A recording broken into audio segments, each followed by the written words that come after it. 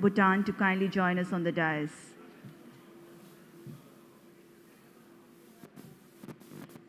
May I now invite His Excellency Narayan Prakash Saud, Foreign Minister, Nepal, to kindly join us on the dais. Ladies and gentlemen, today we have two other panelists, esteemed panelists joining us virtually. His Excellency Sayyid bin Badr bin Hamad, Mahmoud Abdul, Foreign Minister, Oman, and Ms. Wendy Sherman, Deputy Secretary of State, United States of America. To begin the plenary session 2, may I now request Mr. J Akbar to please proceed.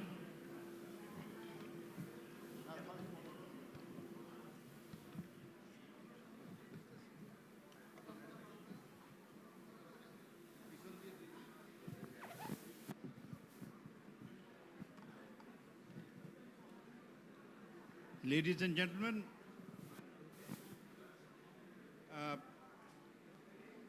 I think the coffee break is over, and we have a very, very distinguished panel for you this morning, a panel that brings you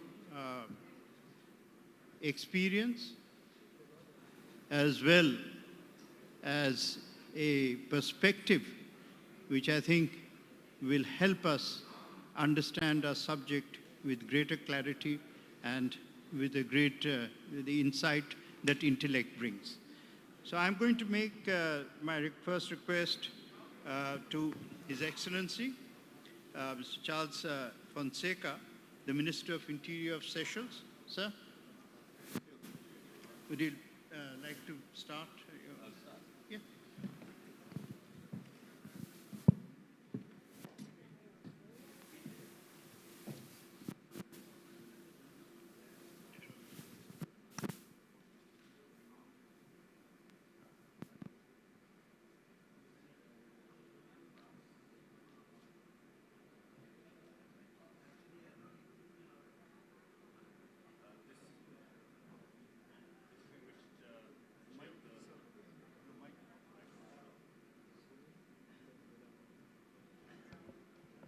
This one. Distinguished Chair of the session, Mr. Akbar, Honorable Minister of Foreign Affairs of Bhutan, Dr.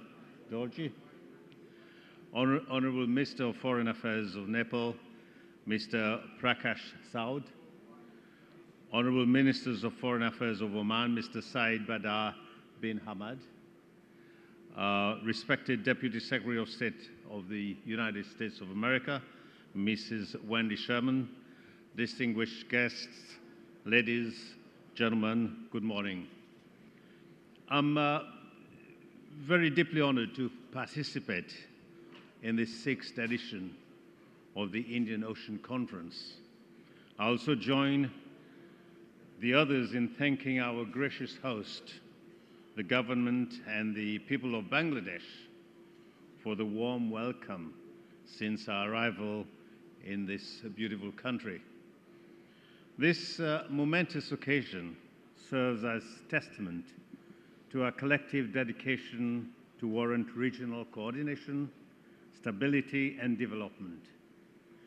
In these turbulent times, when the world grapples with unprecedented challenges and non-traditional security threats, our region stands as a beacon of hope amidst the storm. The theme for this year's conference, Peace, Prosperity, and Partnership for a Resilient Future, resonates very deeply with us, guiding our deliberations towards practical, and I say again, practical solutions that will shape the destiny of the region. Colleagues, today we have a rare opportunity, if you wish, a clarion call, to champion peace and stability in the Indian Ocean and beyond. We must confront the harsh realities of conflict and instability, for they are the fertile breeding grounds that nurture nefarious activities and perpetuate. We cannot afford to remain passive and to be passive spectators as the consequences of instability spill over into our lives, tarnishing the fabric of our societies. Take, for instance, the insidious trafficking of narcotics that plagues the Indian Ocean. Just within a mere decade, our once pristine waters have transformed into this highway for trade in illicit goods, a conduit of destruction that ravages our nations and compromises our very foundations. Let me illuminate the gravity of this situation. In the small nation of Seychelles, a small island state, with its modest population of 100,000, we find ourselves shackled by the devastating grip of heroin addiction. Astonishingly, a staggering 10% of our population now bear the heavy burden of this affliction. The implications of such a calamity extend far beyond the individual itself, impacting the security, stability, the well-being of the entire region. Our workforce, our economic prowess, and the promise of a prosperous future all hang in the balance. We cannot allow this scourge to continue. Seychelles, though endowed with limited resources, has shown unwavering determination in the face of adversity.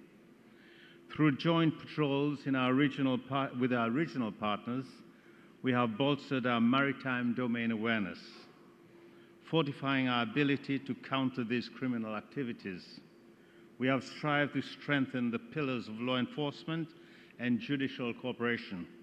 Yet, my esteemed colleagues, let us be resolute in our understanding that these measures alone are simply not enough.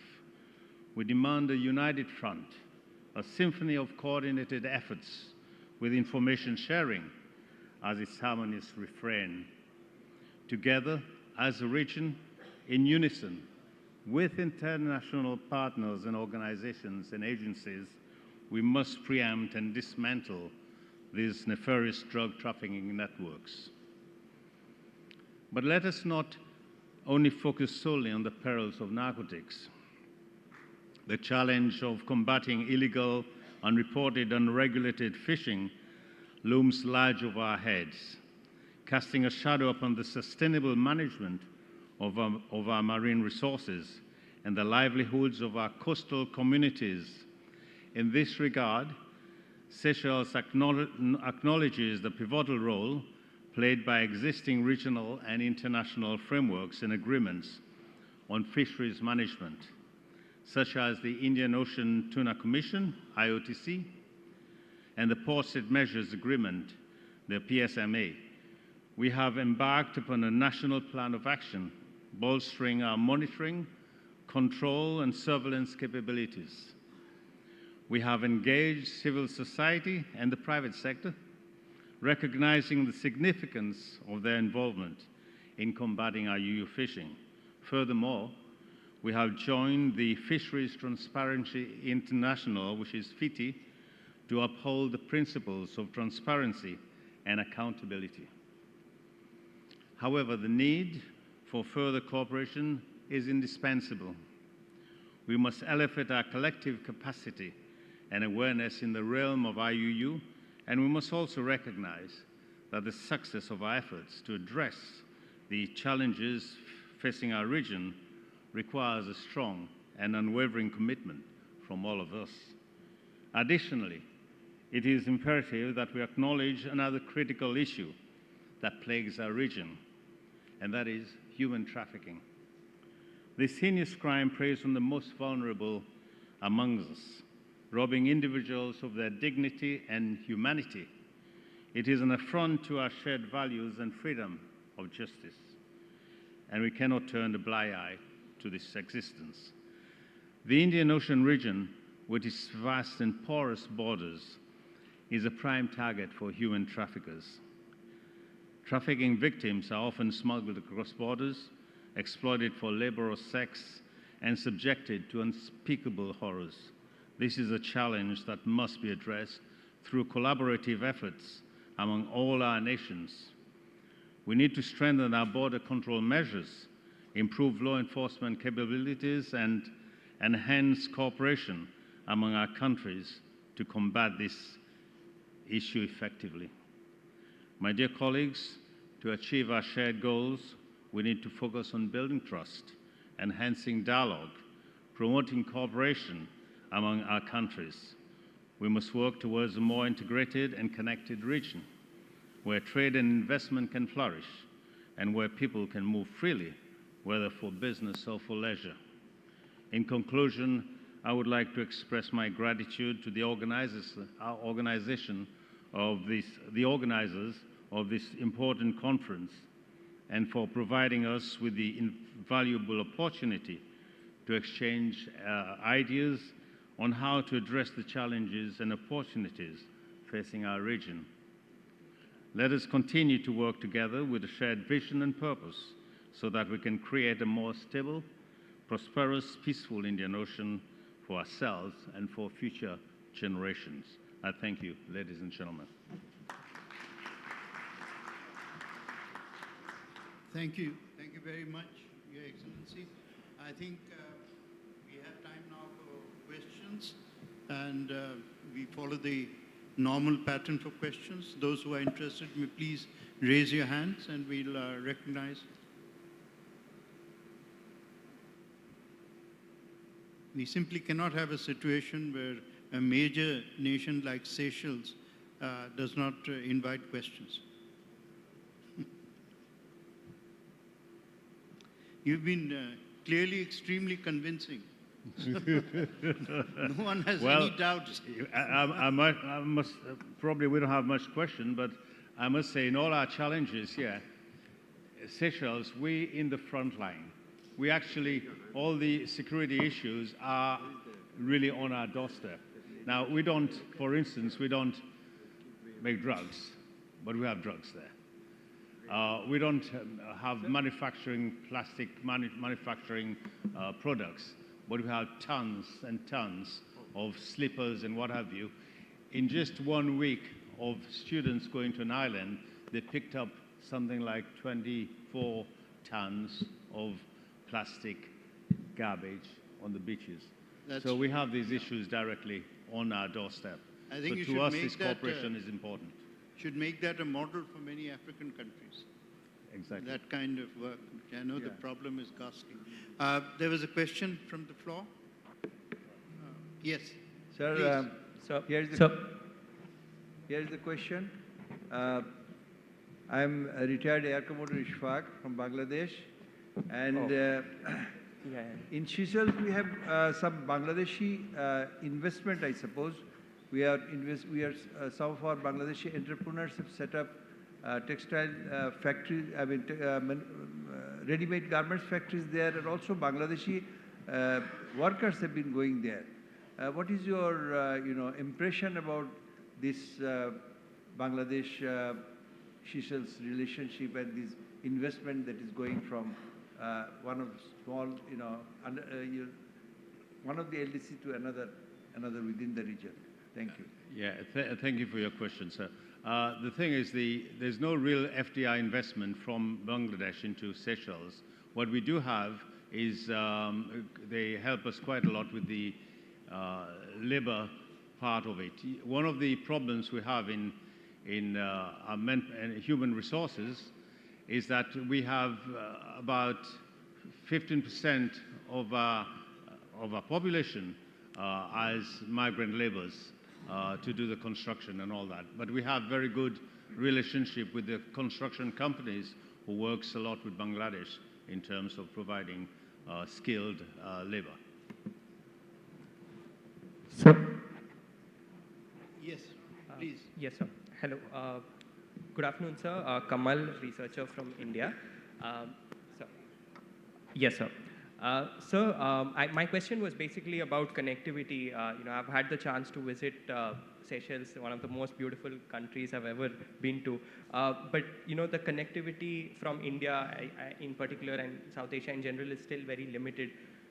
Do you see this changing, and what can we do to have better connectivity between this region and India and Seychelles? Well, better connectivity to start with will really encourage your tourism to come to us. In fact, I'm in charge of immigration as well, and now we've opened up this idea of celebrants really opening for tourism to get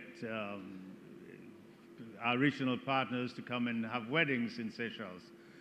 But other than that, the majority, there's a lot of Indian population in Seychelles, in the sort of merchants and in that sort of area, and we do have already good connection with India in terms of tourism. So this is one area that we'll continue to work on towards. As you know, tourism is one of our bread and butter in Seychelles. The third and last question, sir. Thank you, Chair. I am Rear Admiral Khurshid Alam from Bangladesh. Well, Excellency, let me bring you to the ocean areas.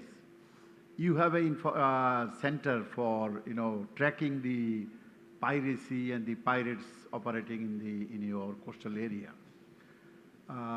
Do you think the capability you have, the information can be shared with the other IORA countries, because you are also a member of the IORA countries? We know India has a big fusion center in Delhi. Singapore also has. So is there any possibility of cooperation among all the three so that the regional countries, littoral countries can get some advanced information about the type of ship they are entering the Indian Ocean, or is there any risk of piracy or otherwise? Thank you, Excellency.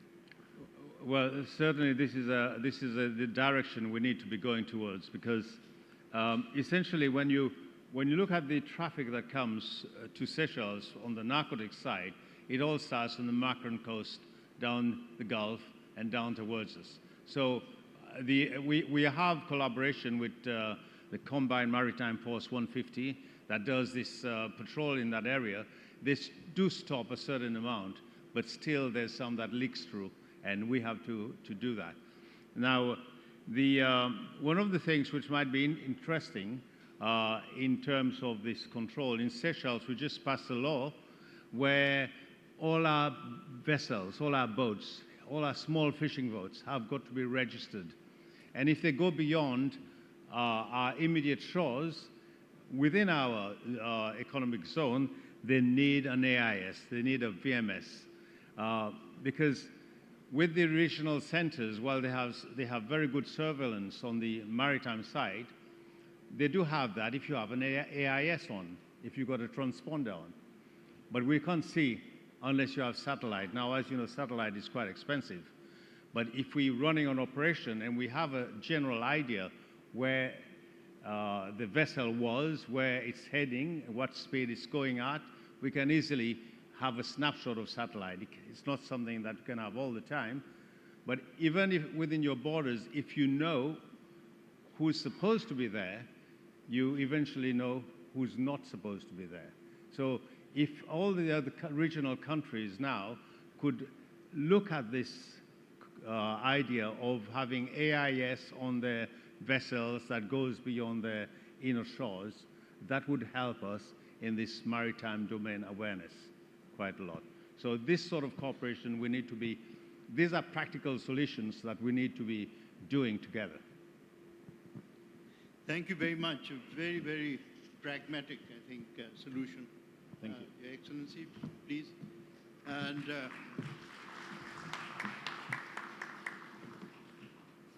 from Seychelles to Bhutan is a very long arc, but an arc of communication, an arc of friendship.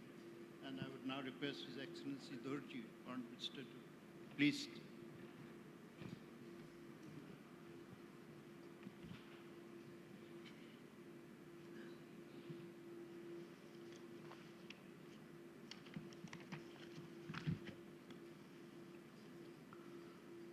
Before I start, I would like to introduce you to the largest pocket in the world.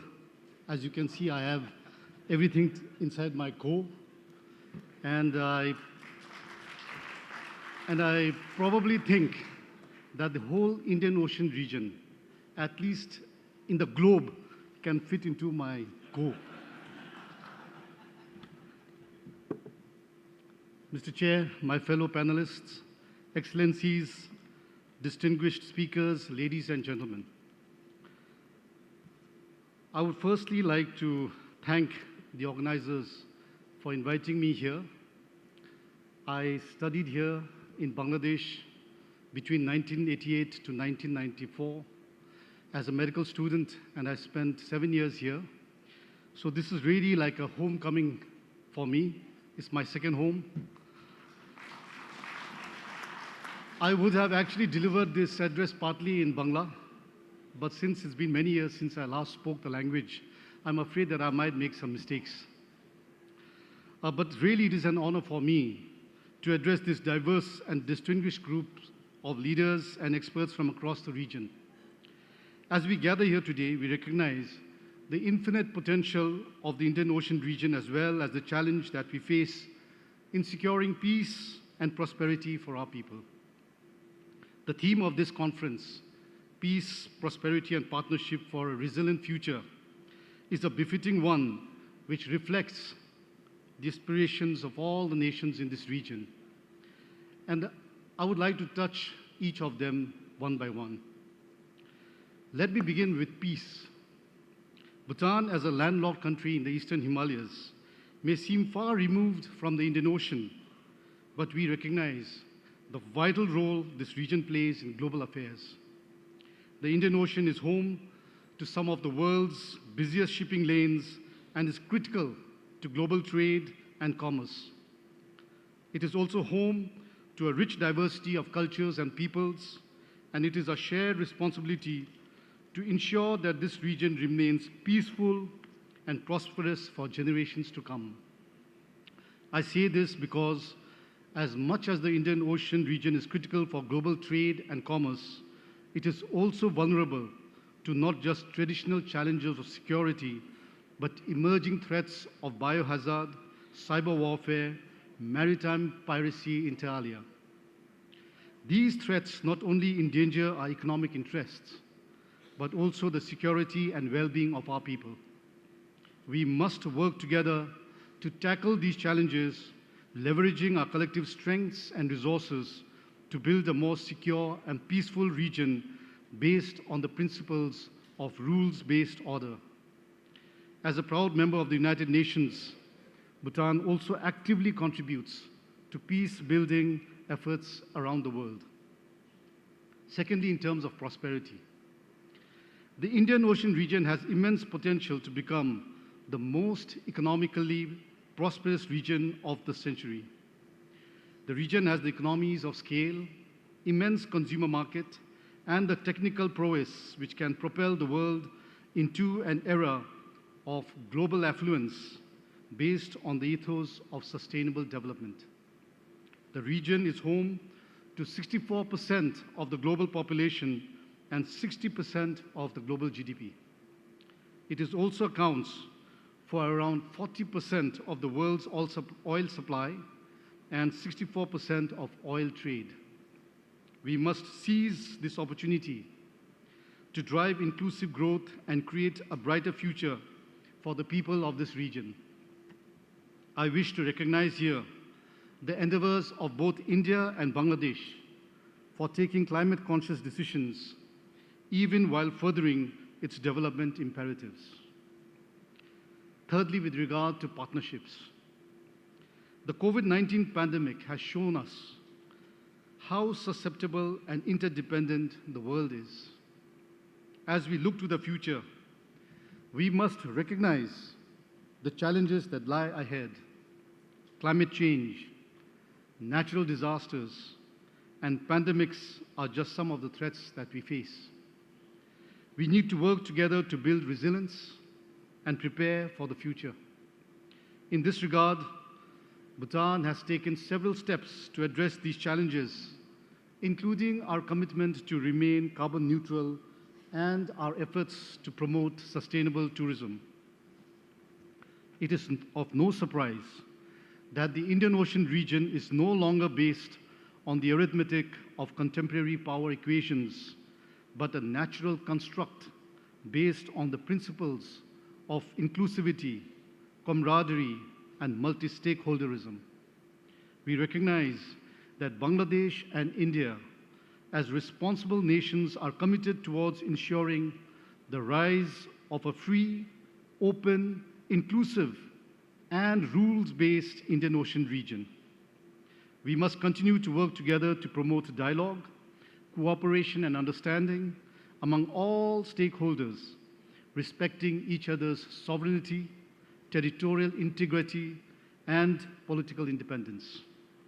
In conclusion, I would like to underline that while the Indian Ocean region has immense potential for peace and prosperity, it can only be realized if we work together in partnership to overcome the challenges that we all collectively face. As for Bhutan, we remain fully committed to working with our neighbors to promote peace, prosperity, and partnership. Let us seize this opportunity to build a more secure, stable, and sustainable future for our region and the world at large. I thank you, and Tashdile.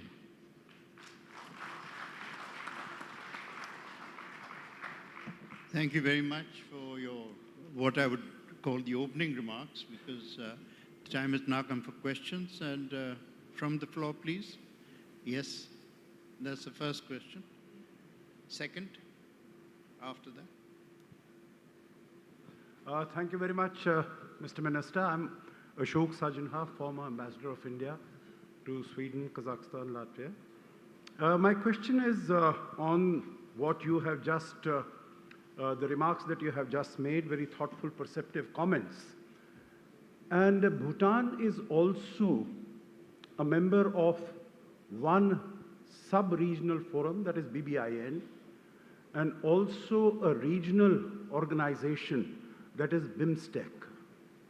My question to you, sir, is as to how can Bhutan's engagement with these fora add to the synergies of the conference that we are participating in today, the Indian Ocean Conference, to promote the common themes of peace, prosperity, and partnership. Thank you. Thank you, Ambassador. As you mentioned, Bhutan is definitely a part of the BBIN. And of course, I think you alluded to the SARC. But Bhutan is also a very active member of BIMSTEC, through which we have been engaging constructively. Unfortunately for the region, a strong region where all the neighbors and countries work together can only strengthen the region, and it can bring peace and prosperity to the whole region, including a small landlocked country like Bhutan. Unfortunately, our parliament, when they were discussing the issue of joining the BBIN, as a small landlocked country with very poor and limited infrastructure, I think our parliamentarians were a little concerned about the carrying capacity of our roads and also on the impact that it would have on our internal transporters and the people living in the borders. But our government this time has consciously decided that it is in the best interest of Bhutan, and therefore we are re-deliberating the issue of joining BBIN, and we hope that this will soon materialize. On the other fronts, on behalf of all my other neighbors, we've always said that it is time that we work together. Although one of the region, as you meant, one of the groupings has been sick, the BIMSTEC forum has been very active, and as many of you already know, the charter was recently ratified, and next month we are going to have our ministerial meeting in Thailand, where we will further be deliberating on how we will be taking our cooperation further. And as you know, BIMSTEC is most all the countries in the BIMSTEC are as part of this Indian Ocean region. Thank you, Ambassador. Thank you. Third question. Thank you, Excellency. Welcome back home. I'm former Foreign Secretary of Bangladesh. You always, I mean, we all know that Bhutan is a landlocked country, but instead of looking it as a disadvantage or as an impediment, I think both India and Bangladesh believes in turning the landlocked countries to land-linked countries. So it enables countries like Bhutan. I mean, you've done great in peace, but in areas of prosperity and partnership, I think we should, within the Indo-Pacific area, create special provisions for providing these landlocked countries and allow them to use land-linked countries to join our partnership in a more active way and in a more positive way. Bhutan has done that in the past in SAARC and in BIMSTEC. So don't you think within the Indo-Pacific we should focus especially on countries that are landlocked and bring them into landlinked arena? Thank you, sir. Thank you, Excellency. I think you echoed it better than me. And I was very pleasantly, very happy to see that the State Minister of Foreign Affairs from Bangladesh, when he visited the Northeast, he alluded how Bangladesh and the Northeast states are helping, how Bangladesh is helping the Northeast states of India from being landlocked to being land-linked. And this is something that Bhutan has also been pursuing. We're very happy to know, we're very happy to share with you that the government of India has been facilitating, because the east-west and southern borders is bordered by India. And very recently we have already signed MOUs to establish railroad links, to have international airports, and also riverine ways. Bangladesh and Bhutan already share a number of MOUs. So all that requires now is to connect Bhutan, India, and Bangladesh. And I think through these, which you rightly mentioned, Bhutan will not be a landlocked country, but will be a land-linked country. And we welcome any projects that goes towards ensuring, I mean, my fellow country Nepal is here also. Both of us will greatly benefit from such projects that enhance connectivity between our regions. Thank you. Third and last, please. Mr. Minister, Kuzu Zongfu and Gadinche for your remarks. Kuzu Zambula. I'm happy to report that in Perth, Western Australia, Australia's Indian Ocean capital, we have a very robust Bhutanese community there. I was very impressed with your remarks and how they coincided with the remarks that we heard from your colleague, the Indian Foreign Minister, yesterday, in terms of looking at the Indo-Pacific as moving beyond some of the constructs of the past and being forward-looking. You referred to it as inclusivity, camaraderie, multi-stakeholderism, and then you also used the common words of free, open, inclusive, and rules-based Indo-Pacific. There are some who view the Indo-Pacific as only being about maritime issues, like the Indian Ocean. But my question for you would be, do you think that the role that Bhutan plays in BIMSTEC as what you described, not just a landlocked but a land-linked country, is a good example of how the Indo-Pacific should also view landlocked countries like Bhutan? Thank you. Firstly, Kuzu Zambo, we have a joke in Bhutan that now Perth is the second largest city of Bhutan because we have the largest congregation of Bhutanese in Perth, after Thimphu. But on your question, my predecessor before me was saying how Seychelles is in the front lines of climate change. I would say Bhutan is really on the back lines of climate change. The glaciers, the speed at which it is melting is only causing immense rise in sea levels that are threatening countries like Seychelles and Maldives. And therefore, one, climate change, which is the biggest threat, at least for small countries like ourselves, we feel that when we talk about the Indo-Pacific region or the Bay of Bengal or the Indian Ocean region, we must also consider the threats of natural disasters in terms of sea rise for the small island countries. And for us, where hydropower is a very important component of our economy, on how the melting of the glaciers impacts not only our economy, but also on the way people live, and most importantly, how it will impact the lives of people living downstream. And therefore, this question, whenever we meet in such conferences like the Indian Ocean Conference and during the BIMSTEC summit, the question of climate change and how it threatens all the countries, this is always one of the most important topics that we have been discussing. Although Bhutan may not be right next to the Indian Ocean, what happens in this region also impacts us immensely. As I mentioned in my statement, the interdependence that we have among ourselves was clearly reflected from COVID, and therefore, as we move forward, things that happen in the Indian Ocean and in the Indo-Pacific will have enormous impacts. Hopefully, those impacts will be good, but if they are not going to be good, it will impact negatively on all of our countries. And Bhutan, although we are far away from the Indian Ocean, will still feel those impacts as we are feeling with the impacts of COVID and the war in Europe. Thank you. Thank you very much, Foreign Minister. But before you leave, may I take the liberty of asking you whether you would like to speak one sentence in Bengali? আমি বাংলাতে আবার ফিরে আসছি, সেই জন্য আমি অনেক অনেক খুশি হয়েছে।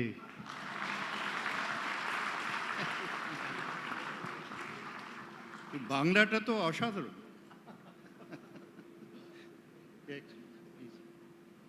The Excellency, the Foreign Minister of Nepal, an old comrade. Please.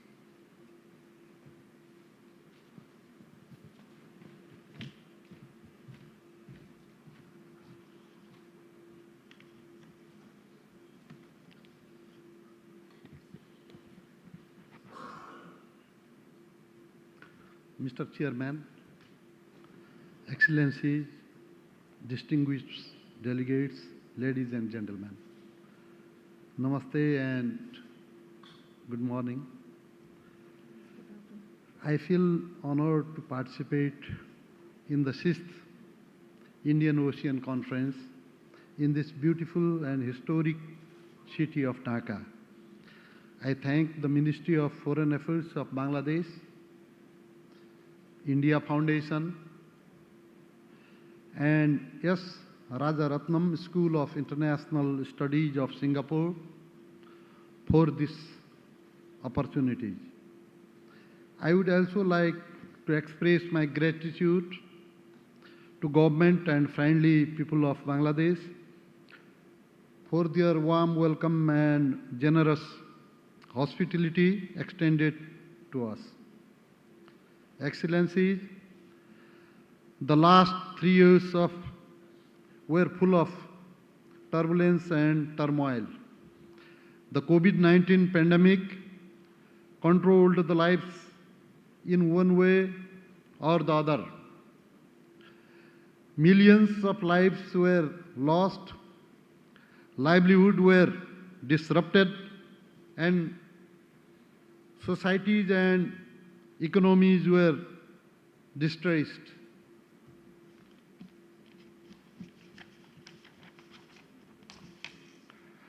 Now we are moving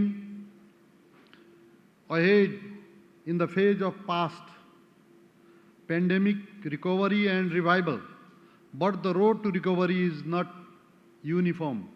The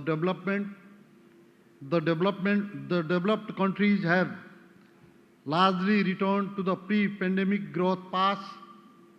However, the developing countries are struggling hard to catch up with the pace of recovery. However, the crisis has also provided us with a window of opportunity to reset our priorities and rebuild better. There is an opportunity to build a sustainable and resilient future. In this context, the theme of this conference, peace, prosperity, and partnership for a resilient future, is both timely and pertinent. It resonates very well with the challenges and prospects we have before us. Distinguished delegates, the third largest body of water in the world, the Indian Ocean, is a vast geographical space. It is not only rich in diverse marine resources, but is also the root in 1/3 of the global trade. It is therefore significant in strategic, economic, and ecological terms. As the natural superhighway of trade routes, the Indian Ocean is also a gateway to the international market for landlocked countries like Nepal. Therefore, our aspirations of prosperity are contingent upon peace and stability in the region. Yet, marine terrorism, climate change, human trafficking, and trafficking of weapons and drugs threaten peace and security. We cannot have a prosperous and resilient future in the absence of peace. No one country can safeguard peace and security alone. We need to work together on the principle of mutual respect, justice, and equality of all nations. This is critical because the ocean is not just about the abundance of marine resources, list of trade routes, and graph of economic growth. It is also about our culture and connections. It is also about our lives and livelihoods. When we talk about link and ecological interdependence, we must also consider the organic link between mountains, the water towers, and the ocean, the water reservoirs. When we talk about protecting marine ecosystem, we must consider the health and well-being of mountains. This is likely to realizing the prospect of blue economy while preserving and conserving mountain economy. Sadly, the climate crisis has upset this natural link. The melting of mountain glaciers and sea level rise is endangered lives and livelihoods both in the coastal and hinterland states. Both mountainous and lowland countries have been bearing the brunt of climate change. True international commitment and promises abound. Commitment to halt warming at 1.5 degrees, to establish a fund of $1 billion to double adaptation finance, to accelerate the green energy solutions, to establish a loss and damage fund as recently committed at Sharm el-Sheikh, and list goes on. But actions on the ground do not match these promises. Therefore, we need bold climate actions. We need to work faster and go further. On Nepal's part, we plan to reach net zero emission scenario by 2045. We remain committed to this goal. Given our hydropower potential, we stand ready to contribute to the clean energy solution in South Asia. Excellencies, our aspiration to a resilient, peaceful, and prosperous Indian Ocean region must go beyond economic and strategic considerations. This means ensuring smart and sustainable use of marine resources, ensuring the right of all to explore, navigate, and utilize these resources, and ensuring transformative actions to restore the ocean's health. We must rescue it from pollution, plastics, and chemicals. Nepal believes that connectivity is the key to regional integration. Our vision of a prosperous and resilient future cannot be materialized without enhanced connectivity through land, air, and water. We must connect our mountains with oceans. We must connect our products with markets. The international community must provide support to help the landlocked developing countries overcome their geographical constraints. All this warrants that we better frame the future of collaborative partnership with our peoples, our country, and our region at the core. Our partnership must be anchored around the idea of international law, inclusiveness, and cooperation. Nepal remains committed to engaging constructively in this regard. To conclude, ladies and gentlemen, we cannot overemphasize the glory, magnificence, and importance of the Indian Ocean. Let us work together to ensure the real, robust, and responsible actions for a peaceful, prosperous, and resilient future of the region. Let us ensure that to our children and grandchildren. Thank you for your attention. Thank you. Thank you very much, Your Excellency. And questions, please. Yes, I can see one hand there at the back. Please. Your Excellency, I'm Sandhya Jain. I wanted to point out that all countries which have been largely dependent on tourism for their incomes are facing, and plastic waste, tourist waste is a universal problem now.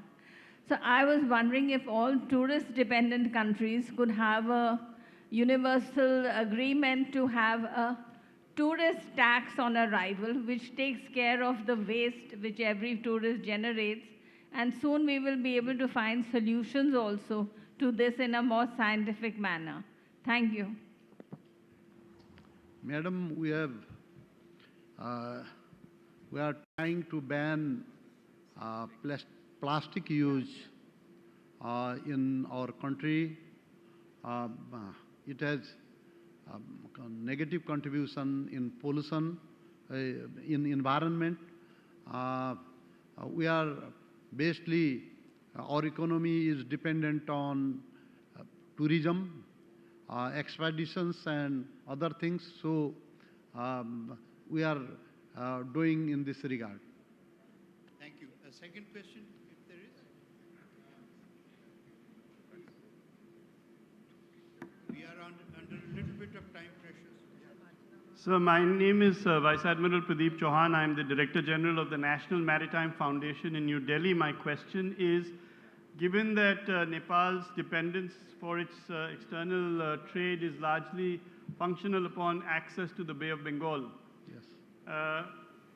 What challenges do you presently see in terms of connectivity of seaborne connectivity, and in what manner do you think that organizations such as IORA on the one hand, BIMSTEC, and more specifically the Indian Ocean Naval Symposium might be able to help?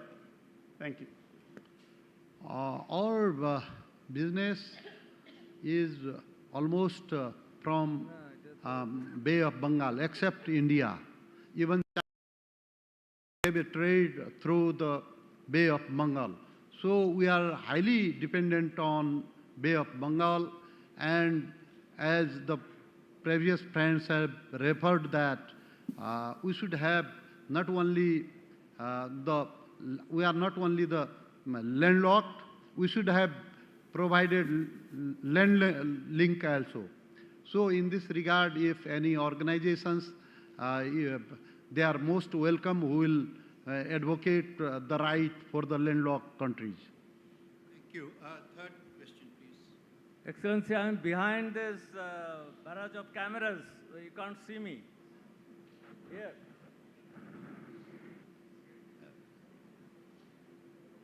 Can I have the floor, please? Sir, who's... Okay.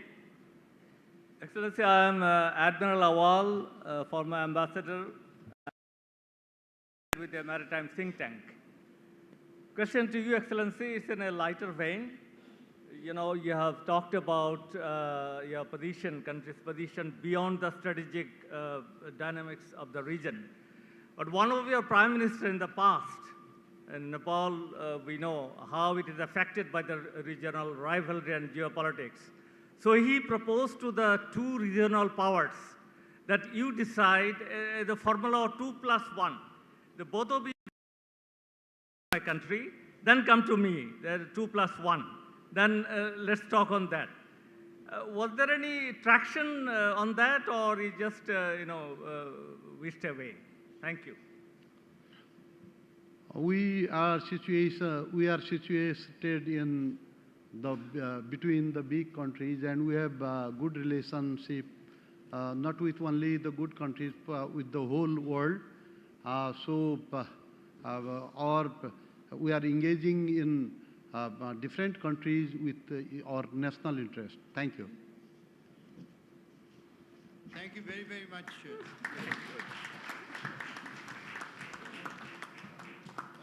Now we have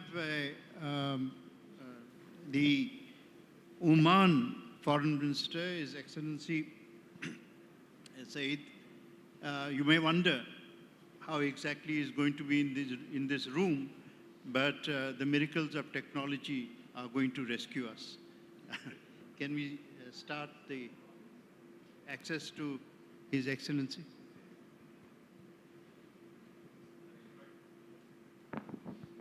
Please, sir. He is in London at the moment, and Thank he you has very been. much. He's I'm here. Can you hear me? Yes, please, we would, if you could begin your opening remarks, just for your information. He is in London at this moment. He had some work after the coronation visit, but he's very kind and to join us from London directly via Zoom or whatever it is. Sir.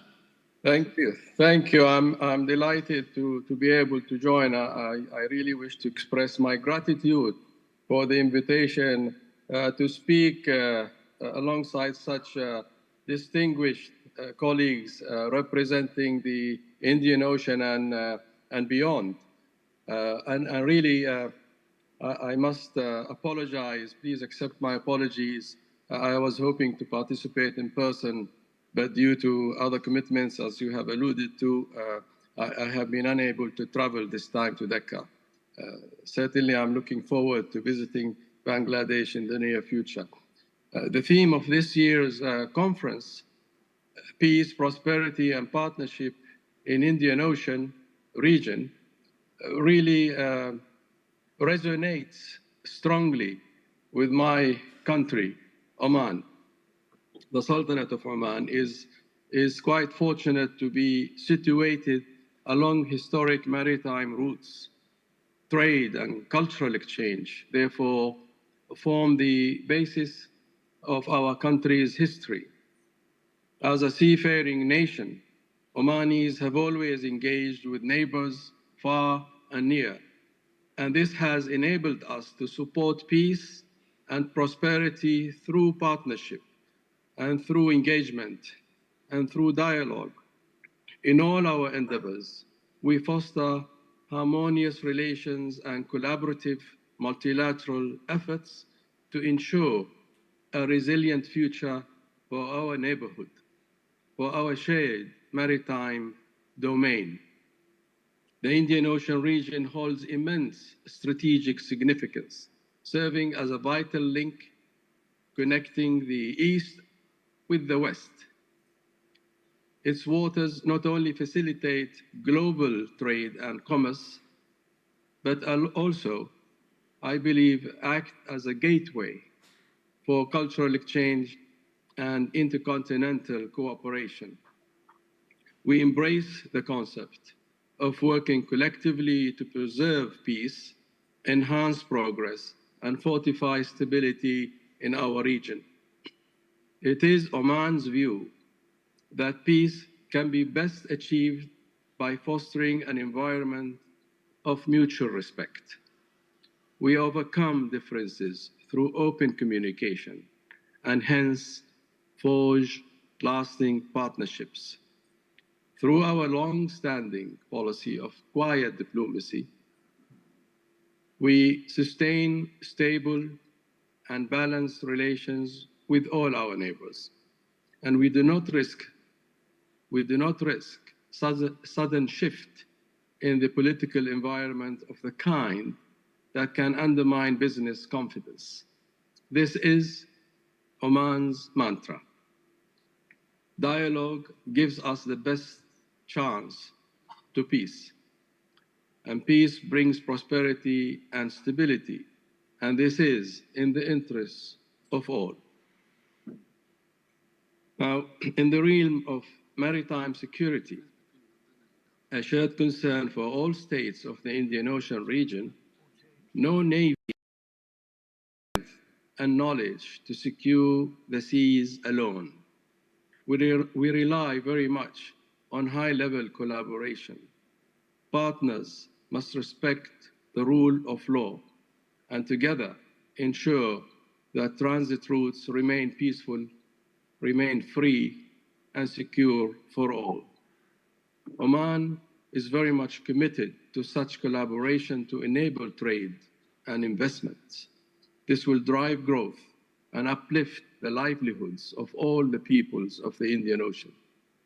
Our vision in Oman 2040 development plans focuses on this and pays particular attention to port development. In our region, ports are forecast substantially to reduce transit times and costs and lead to a massive overall increase in the volume of trade. This will also benefit us all, no doubt.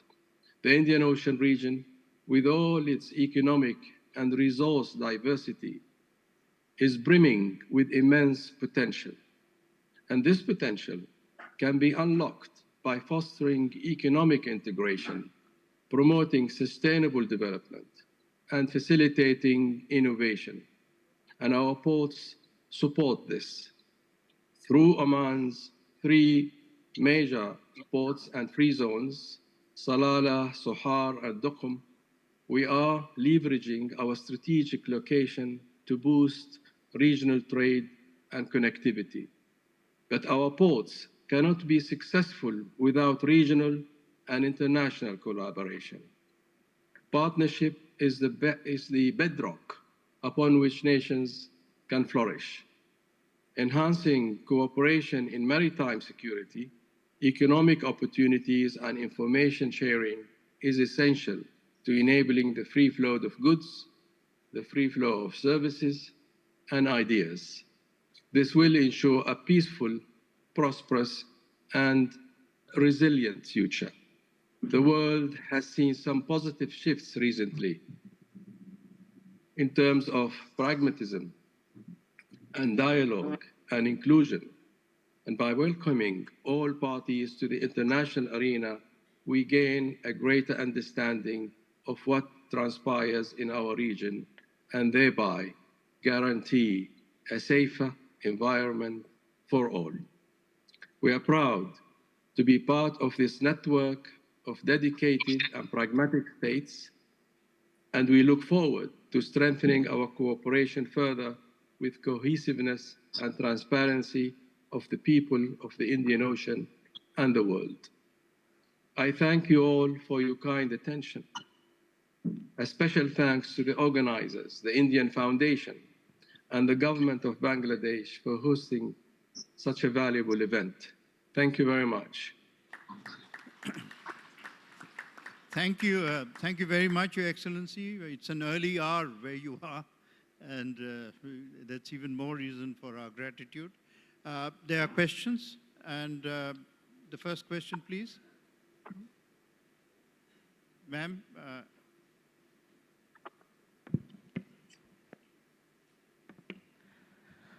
Good afternoon, everyone. My name is Shohini Bose, and I am from Observer Research Foundation, India. Your Excellency, you talked about that it is not possible for any single navy to guard the oceans alone.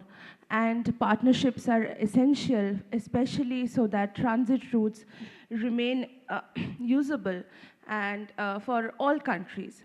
So can you please tell me what are the challenges that exists in the Indian Ocean region towards the continued freedom of navigation, or if at all they exist, or if this is a precautionary concern that we need to take care of? Thank you. Thank you for your very good question. There will always be challenges. That is, it's life, and without challenges, we don't prosper, I think. But the key thing in facing all kinds of challenges is really that we should all be committed first to respect the rule of law, international law, especially the maritime law, and also really be committed to collaboration, cooperation, information sharing, exchange, because there will always be challenges, whether it is of terrorism or trafficking of all kinds, including human trafficking. So I think by collaborating, cooperating, and exchanging information, making sure there's a free flow of ideas, of transportation, of security, we will always be able, I think, together to ensure that these routes, these trading routes, remain safe for trade and investments and the flow of ideas and people. Thank you. Second question, anyone? Ashok?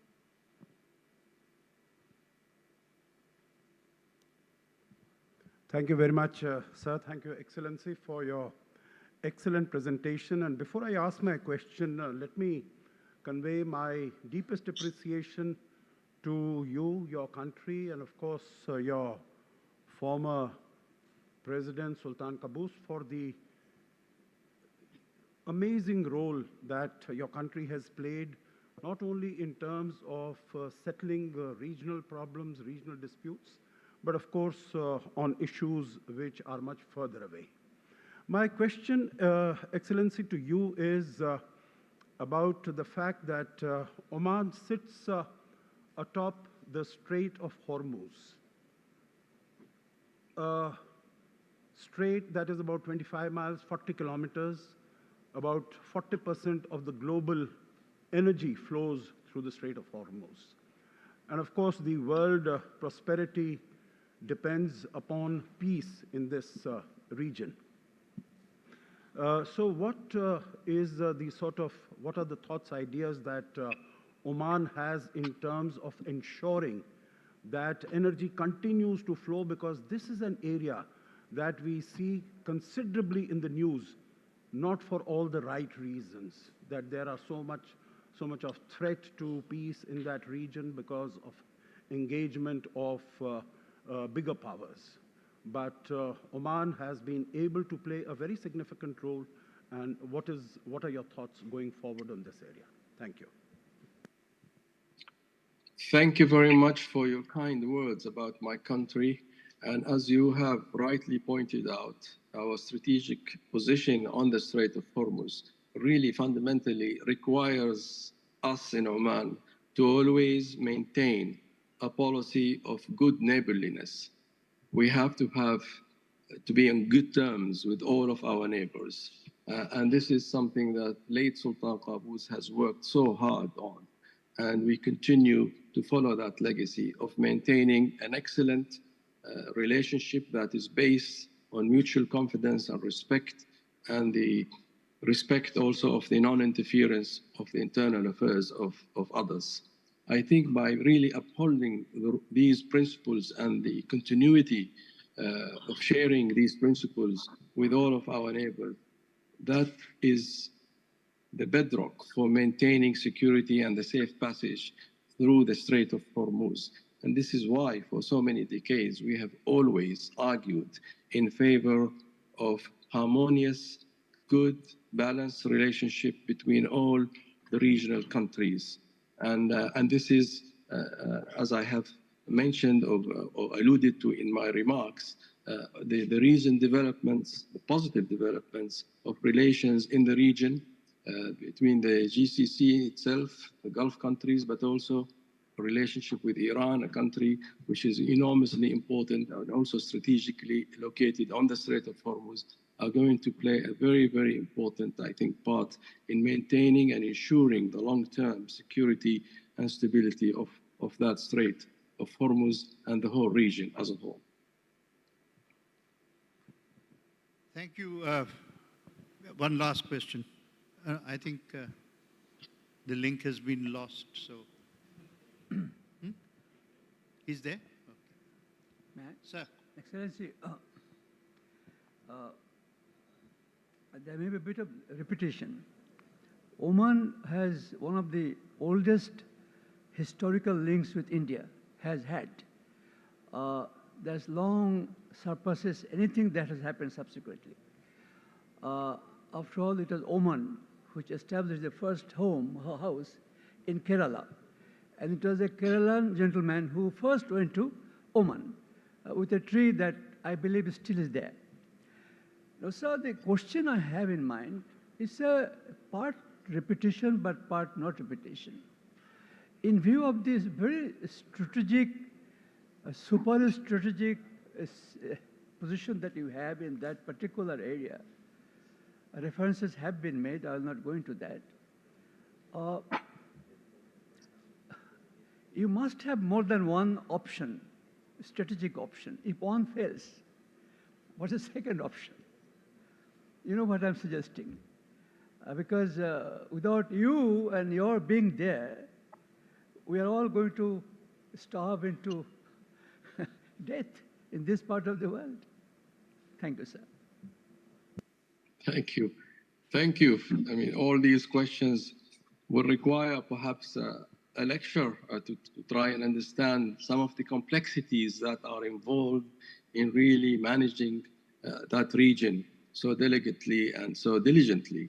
I think confidence is a very important, pillar upon which we strive upon. And as I said, by maintaining a relationship of good neighborliness and also by maintaining a relationship of reliance with multiple different states that have a real stake in the security of this region, we already have a portfolio of options. And so we are not really bound by one particular policy, but a multitude of relationships that really maintain the balance that we are seeking to maintain, and we have done so successfully over the last 50 years at least, by really aligning ourselves with so many multiple states of interest that have a vital interest. As the colleague, the question before, almost 40% of oil for the world flows through the Strait of Hormuz. So I think there are many suppliers and clients of that flow of trade and businesses rely on the security and stability of that, and as a result, really have aligned themselves with our policy and our thinking in maintaining stability, freedom of passage, security for the region. So strategically, and now looking forward even in the future, by really deepening the economic interests, by getting into partnerships, by unlocking some of the trade and innovation and the power of the new generation that really seek future sustainable prosperity, we can continue to rely on the same fundamental principles of good neighborliness, of mutual trust and respect, and also respect of the rule of law. I think these are all fundamental principles to maintain a strategic balance and to maintain a portfolio of reliances and alliances that will protect the status quo. Thank you very much, Your Excellency. I think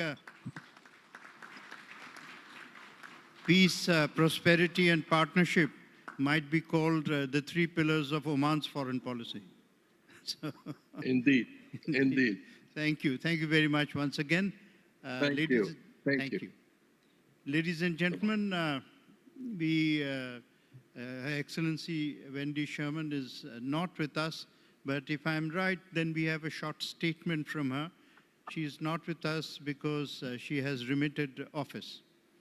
And are we reading the statement out?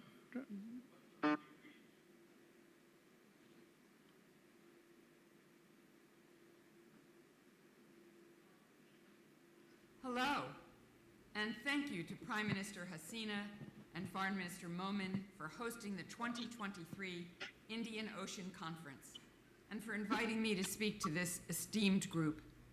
Thanks also to Minister J Shankar, India's Ministry of External Affairs, and the India Foundation for their partnership in helping to organize this event each year.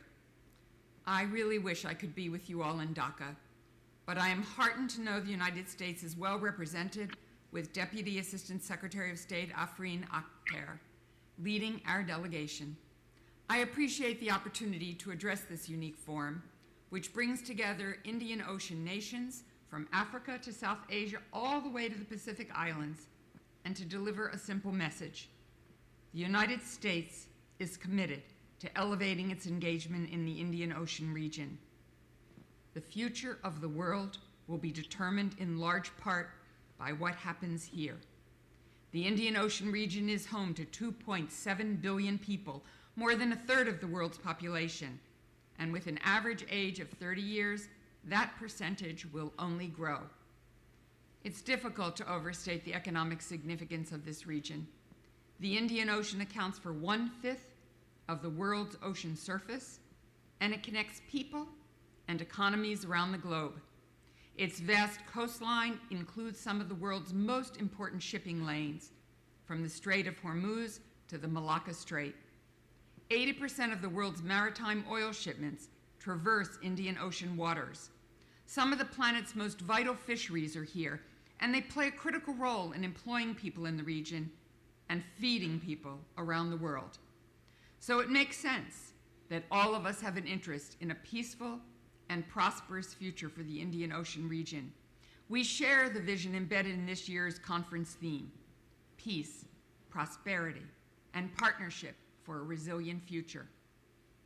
As President Biden has said, the United States is, quote, committed for the long haul, ready to champion our vision for a positive future for the region together with friends and partners, unquote.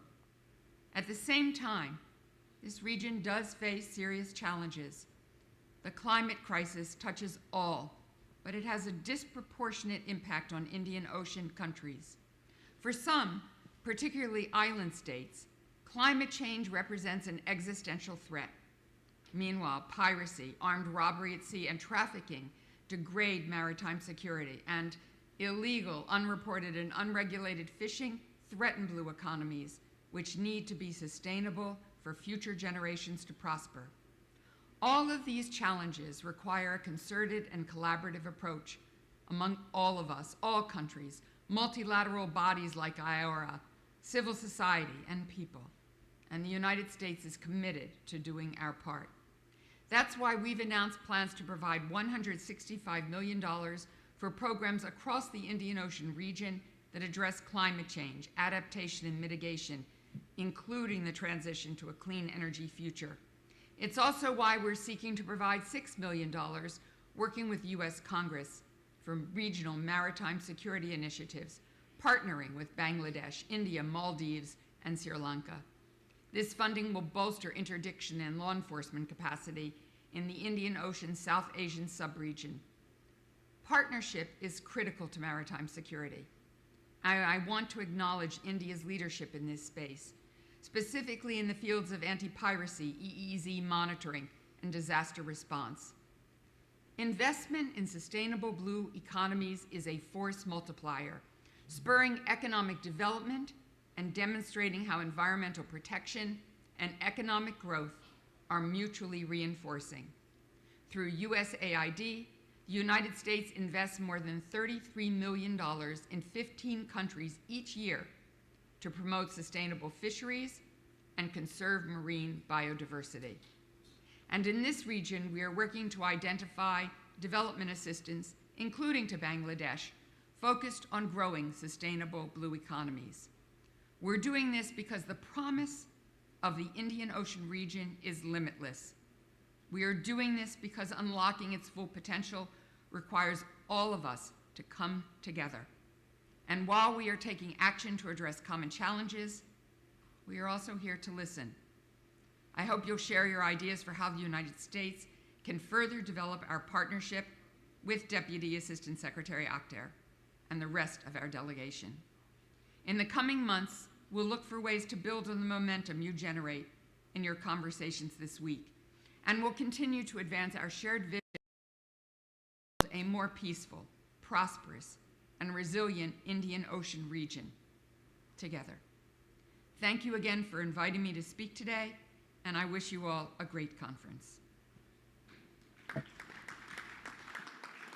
Thank you. Thank you very much, Excellency. Thank you.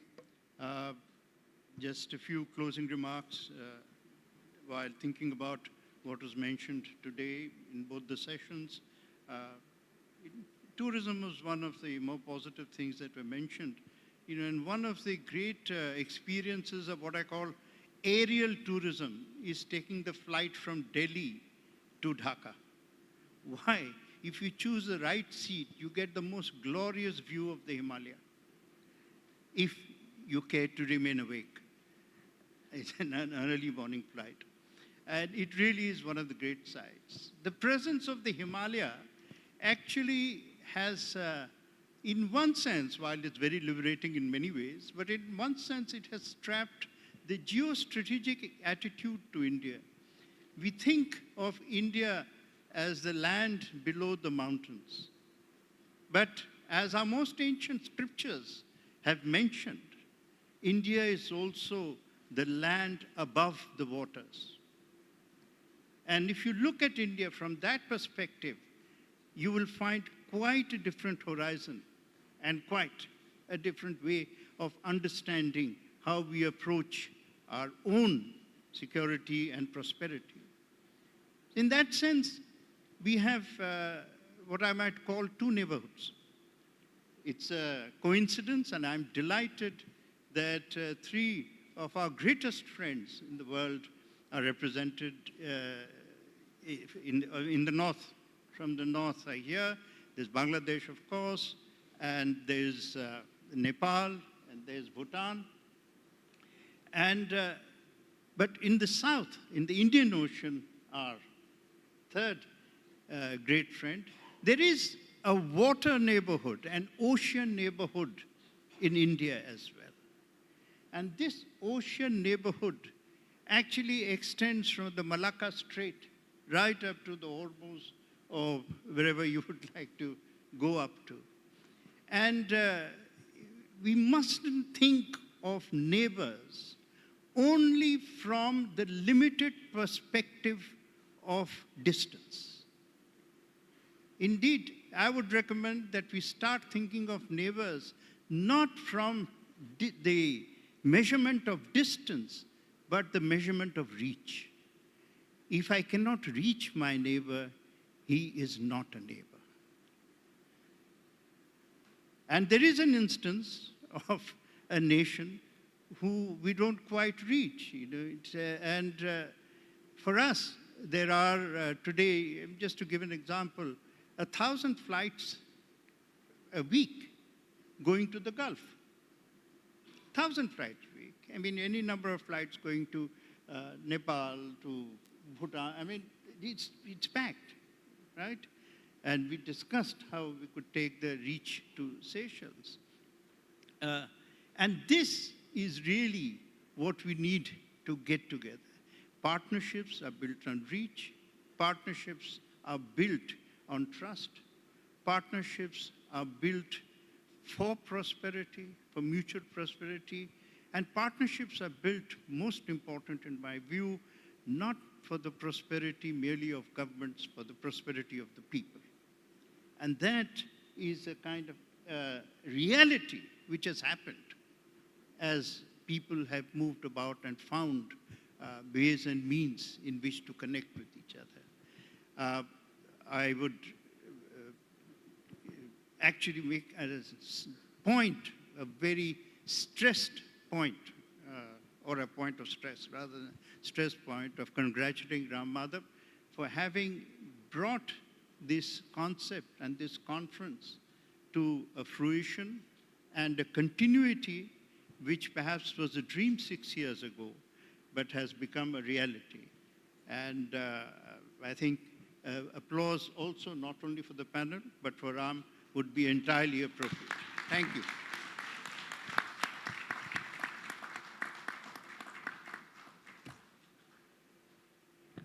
Thank you, Chair. Thank you, Your Excellencies, for a very interesting session.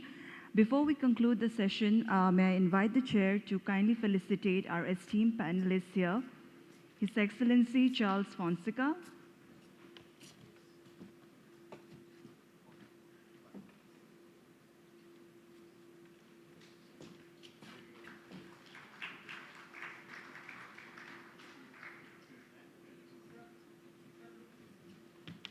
His Excellency Tandi Dorji,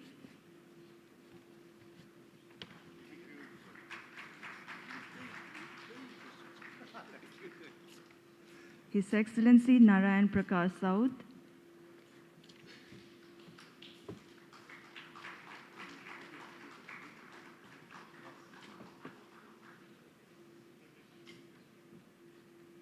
Thank you, Excellencies. May I request for a group photo? We now come to the end of plenary session 2. We break for lunch. The lunch is served at the T location, as same as yesterday of the thematic sessions, which is at Crystal, Pearl, and Ruby. I request everyone to kindly join us back for the next plenary session 3, which we commence exactly at 1400 hours. Please enjoy your lunch, and this lunch is hosted by our partner, RSIS Singapore.